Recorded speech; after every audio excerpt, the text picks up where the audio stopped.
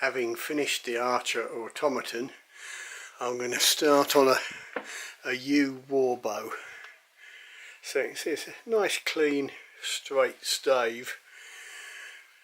I'm laying out a string line to give me 20mm either side at the centre, so roughly 40mm square.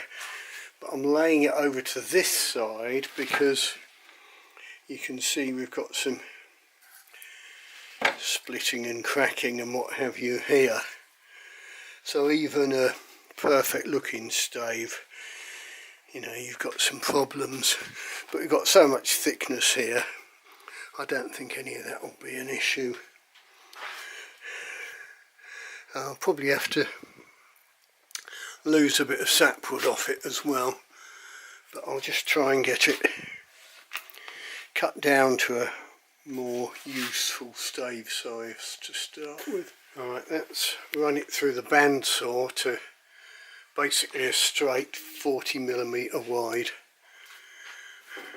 stave. You can see that's removed quite a bit of that sort of tearing and splitting and some of that knot, which will now be a nice little feature. Yeah, very clean stave, Austrian Yew, very fine grain. Not that that's a guarantee of anything in particular, but yeah, I might have to take the sapwood down a bit, but not a lot. And I won't risk doing that on the bandsaw for fear of going straight through it. Let's lay it out by degrees. The thickness taper on a finished bow isn't a linear taper at all, but just for the roughing out I've allowed sort of 40mm here, taper into, I don't know, roughly ½ inch there or whatever. And this side, nice linear taper. Of course this side, because of that waggle, I can't, so I've allowed for that and been sympathetic to it. The other thing is you've got to watch out, like here. If I cut to that line, I've got plenty of thickness, but if you look, the back slopes away there, so that at the other side there would be less heartwood. I don't know if it shows that. See how it dips away there. So you have to be very careful in roughing out and be sympathetic to the wood. So to allow for where that dips concave there, I've drawn this line here, so I'll allow extra. And I'll still have tons of wood. It's a mistake to try and rough out too close to final dimensions. What you're trying to do is just give you a manageable bit of wood to play with. Alright, so that's it. Now it's roughed down just parallel in terms of width, and it's got a bit of taper in thickness, and most of these splits have virtually disappeared. Bit of figure by the knot, and where this dip was I've still got plenty of heartwood. Obviously too much heartwood here and here. I can't even, if I lean on it, it doesn't even flex. It's roughly a bit of 2x2 at the moment, but it's a little bit more bow shaped, if you like. Right, I've started reducing the sapwood. You can see I've just done a pencil line, just following the line of the bark. Done that down either side.